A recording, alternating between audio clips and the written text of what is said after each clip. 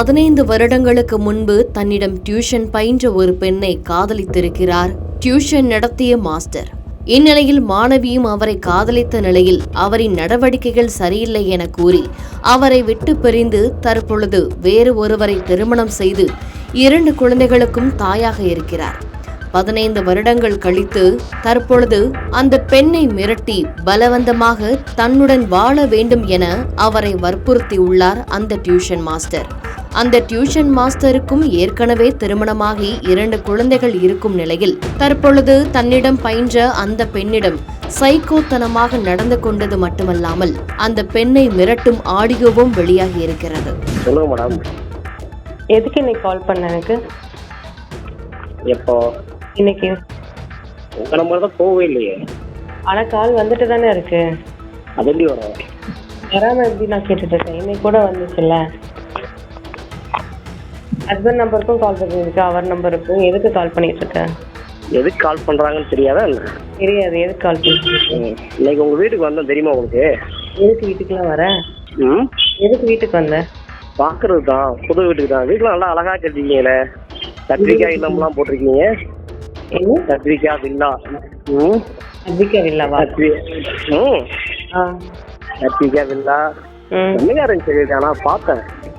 எதுக்கு வீட்டுக்குலாம் வந்த? எதுக்கு வீட்டுக்குலாம் வந்த? நீங்க வரல, நான் வர வேண்டியதான். நான் எங்க வரணும்? பார்க்கணும் அப்படின்னு சொல்லிடுறாங்க.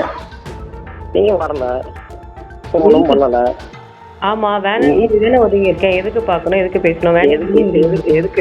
எதுக்கு என்ன பிரச்சனை? வேணாங்கன்னு சொல்லி ஒதுங்குறதுக்கு ஒதுங்கன்னா முன்னாடியே ஒதுங்கி இருக்க வேண்டியதானா? ஒதுங்கிதான் இருக்கேன்.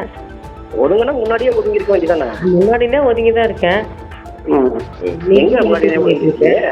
நீ தான் டார்ச்சர் பண்ணிட்டு இருக்க. அவனுக்கு சொல்லிடுவேன், இவன்கிட்ட சொல்லிடுவேன், மாமியாருக்கு அனுப்புவேன், மாமனாருக்கு அனுப்புவேன் அப்படின்னு நீ தான் டார்ச்சர் பண்ணிட்டு இருக்க. நான் ஒதுங்கிதான் இருக்கேன். சரி, அந்த போட்டோ அனுப்பணும்னா எப்பவே அனுப்பியிருப்பேன். ஏன் இன்னைக்கு நீ வீடவே சொல்லல? வீடை கண்டுபிடிக்க முடியல என்ன? வீடை கண்டுபிடிச்சு இன்னைக்கு வரதான் நீங்க. நீ வந்து என்ன வேணான்னு ஒதுங்கி இருக்கேன். எதுக்கு இப்ப நீ தேவையில்ல இருக்க? மன்னிவாக்கத்துல போயிட்டா மன்னிவாக்கம் கண்டுபிடிக்க முடியாதா என்ன? நீ எங்க வேணா போ, நீ எங்க வேணா போ, கண்டுபிடிச்சு என்ன செய்ய போறோங்க? 2வது பிரச்சனை. ஃபாரின்ல இருந்தா கூட பிரச்சனை கிடையாது, நான் கண்டுபிடிச்சு வரதான் செய்வேன். விட வேண்டியது. எதுக்கு நீ கண்டுபிடிச்சு என்ன பண்ணுவ? நீங்க போ பாருங்க. என்ன பண்ணுவ? போ. நான் தான் ஏற்கனவே சொல்லிட்டேன்ல, என்ன வேண்டாம்னு ஒதுங்கிட்டீங்கன்னா அடுத்து என்ன நடக்கும்னு பாருங்க. அதான் என்ன பண்ணுவ அடுத்து? அது நான் சொல்ல மாட்டேன். நான் என்ன சொல்லிட்டேன், நீ வேணான்னு சொல்லிதான் நான் ஒதுங்கி இருக்கேன். 2 மாசமா நீ வேணான்ட்டு தானே உனக்கு பிளாக் பண்ணியே நான் ஒதுங்கி தானே இருக்கேன். பிளாக்லாம் பண்ணல, மொத்தத்துக்கே நம்பரை இது பண்ணிட்டீங்க, அவ்வளவுதான். சரி, தெரியுதுல்ல. அப்ப வேணான்னு தானே, ஃபுல்லா வேணான்னு தானே ஒதுங்கி இருக்கேன். அப்ப நீ விட வேண்டியதானே? எதுக்கு தேவையில்லாம மறுபடியும் வீடெல்லாம் கண்டுபிடிச்சு? அதாவது நீங்க உங்களுக்கு சொகுசான வாழ்க்கை கிடைச்சிருக்குன்னு சொல்லிட்டு சரியா என்ன வேண்டாம்னு ஒதுக்குறீங்க. சரியா? என்னைக்குமே கடைசி வரைக்கும் எல்லாமே நிரந்தரமா இருக்கணும் அப்படின்னா எப்பயும் போல மனுஷங்க இருக்கணும். எப்பயும் போல இல்ல, நம்ம வாழ்க்கை கிடைக்கலன்னா மட்டும் உன் கூட நான் என்ன வந்திருப்பேனா? உன்னை கல்யாணம் பண்ணியிருப்பேனா? எதுக்கு நீ தேவையில்லாம பண்ணிட்டு இருக்க? எனக்கு நல்ல வாழ்க்கை கிடைச்சிருக்கு, கிடைக்கல. கல்யாணம் ஆயிடுச்சு, நான் வேணான்னு ஒதுங்கிட்டு நான் பாட்டுக்கு இருக்கேன். இப்ப உனக்கு அது எப்படி நீ வாழ்க்கை எத்தனையோ தடவை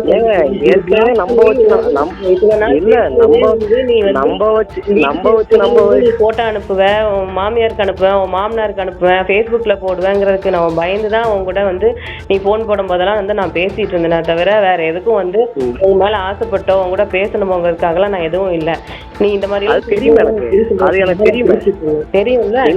அதுதான் எனக்கு தெரியுமே. நான் தான் அதை அன்னைக்கு நான் சொல்லிட்டேன்ல, அதான் சொல்லியாச்சு. ஃபேஸ்புக்ல தான் போட்டிருக்கேன், இன்ஸ்டாகிராம் இருக்கதான் செய்யுது, ஃபேஸ்புக்ல போட்டுதான் இருக்கு. நான் வேணான்னு சொல்லி தானே இப்போ ஒதுங்கி இருக்கேன். ஃபேஸ்புக்ல போட்டுதான் இருக்கு. இன்னும் மாமனாருக்கு மட்டும்தான் இனி நான் வந்து இன்னும் இன்ஃபர்மேஷன் கொடுக்கல. அவர் நம்பரை வீடை கண்டுபிடிச்சு வந்தவன் அவர் நம்பரை கண்டுபிடிச்சு அவருக்கு நான் வாட்ஸ்அப்ல அனுப்புறதுலாம் பெரிய விஷயமே கிடையாது. 2 நம்பர் ஒரு நாள்ல நான் அவர் நம்பரை கண்டுபிடிச்சேன். இன்னைக்கு இவ்வளவு தூரம் கண்டுபிடிச்சு வீட்டுக்கு மண்ணி வாக்கத்துக்கு நான் வந்திருக்கேன்னா ஒதுங்கி இருக்கேன். நீ என்னதான் பண்ணணும் கண்டுபிடிச்சிட்டேங்கிற.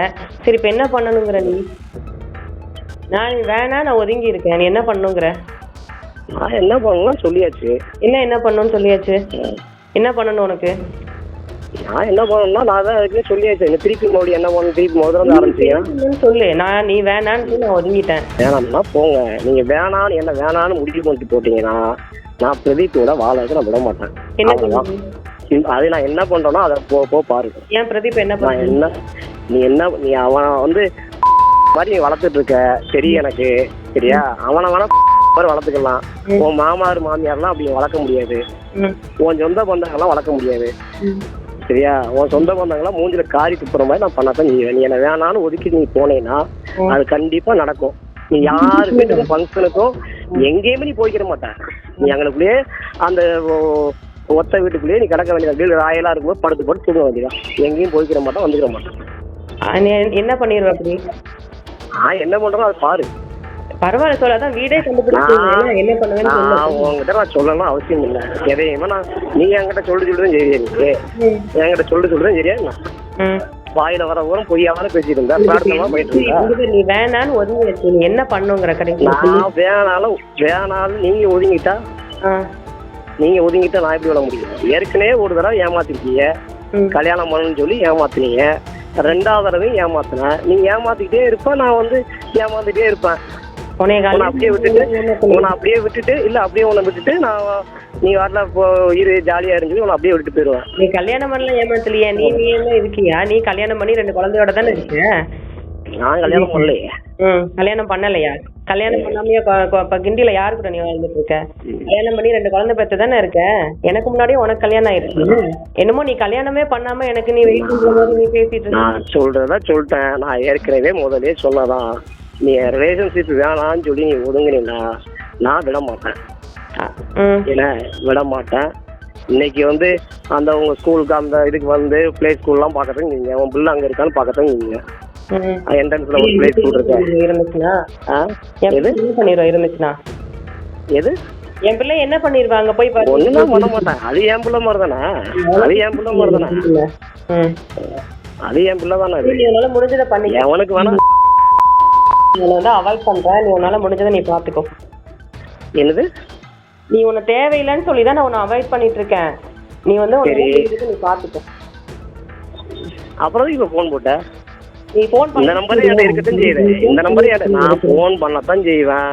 போன் பண்ணத்தான் வரும். இன்னும் அடுத்து 2 நாளும் உன் மாமனாருக்கு நியூஸ் போகத்தான் செய்யும். அவர் வாட்ஸ்அப்புக்கு போகத்தான் செய்யும். போன் அதை நம்ம நீ நினைச்சிட்டு இருக்க சும்மா போட்டோ மட்டும் அனுப்புன்னு சொல்லிட்டு என்கிட்ட போட்டோ மட்டும் தான் நீ இருக்கு நீ நினைச்சிட்டு இருக்க. நீ எல்லாமே நான் வீடியோ எடுத்து தான் வச்சிருக்கேன். நீ இல்ல சரி நீ உனக்கு முடிஞ்சதை நீ அனுப்பிக்கோ.